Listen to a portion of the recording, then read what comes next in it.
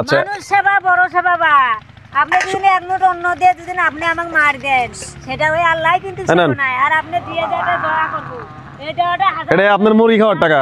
আপনারা কি শুধু এই ধান হাতে নিয়ে ধান লাগাই না এইসব কাজই করেন নাকি? ধান লাগাই না, ধান হাতে নিয়ে, তারপরে কাটা কাজও করেন। ওনার তো বয়স হয়ে গেছে 70-80 বছর, তাও উনি ধান কি করতে পারে? বেটারা যদি ভাত না দেয় বা কি করবি, পুরা কাজ করবে পারে না। আপনার বয়স কত হয়েছে? দেয় না ভাই, হ্যাঁ কিছুই দেয় না। সরকার কোনো কিছু দেয় না? না কিছুই দেয় না।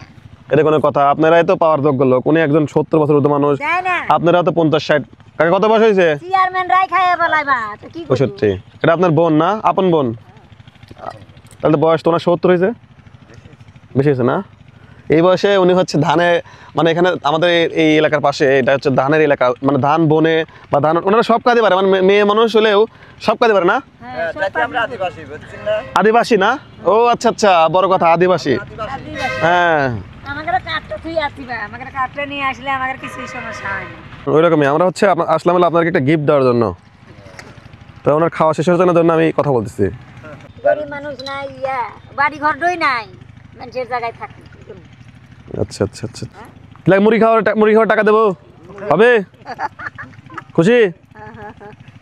নেন।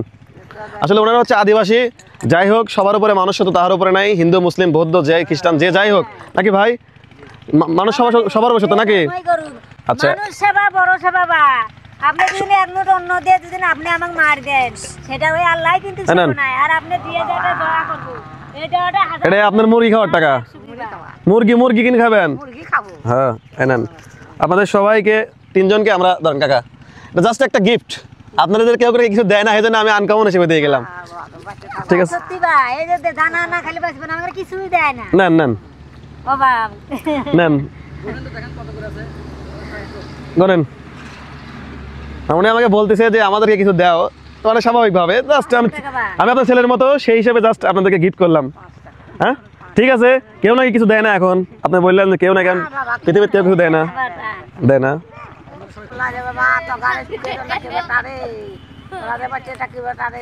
তোমাদের মতন যদি আমাদের সন্তান থাকলো নিবা ঠিক আছে, ভালো থাকেন। তো বন্ধুগণ, যেমনটি দেখছিলেন জাস্ট ওনাদের সাথে একটু কথা বলা যাচ্ছিলাম পথে, তো দেখা হলো, জাস্ট একটু কথা বললাম, আর হচ্ছে ওনারা আমার কাছে একটা ছোট আবদার করলো, আমি পূরণের চেষ্টা করলাম। ঠিক আছে, তো যদি ভিডিওটা ভালো লাগে ভাই, কেমন লাগলেন, দেখছেন কি হয়েছে এখানে ভাই, একটু আসেন। ওনারা হচ্ছে আদিবাসী, এই এলাকায় আপনাদের এলাকায় তো কাজকর্ম করে খায় বলতেছে, তো জাস্ট খাওয়ার সময় একটু দেখলাম, তো একটু ওদের সাথে একটু কথা বললাম। ঠিক আছে, তো ওনারা বললো যে এটা আমাদের কেউ কিছু দেয় না। ঠিক আছে, তো আমরা যতটুকু সম্ভব হলেও চেষ্টা করলাম ওনাদের জন্য কিছু করার। জাস্ট একটা মুরগি খাওয়ার টাকা সবাই 3 জনকে দিয়েছি, একটা মুরগি যাতে কিনে খেতে পারে। ঠিক আছে, তো যাই হোক, ভিডিও ভালো লাগলে অবশ্যই সবাই সামাজিক কাজে লেগে পড়ুন এবং মানবিক কাজে লেগে পড়ুন। আসসালামু আলাইকুম।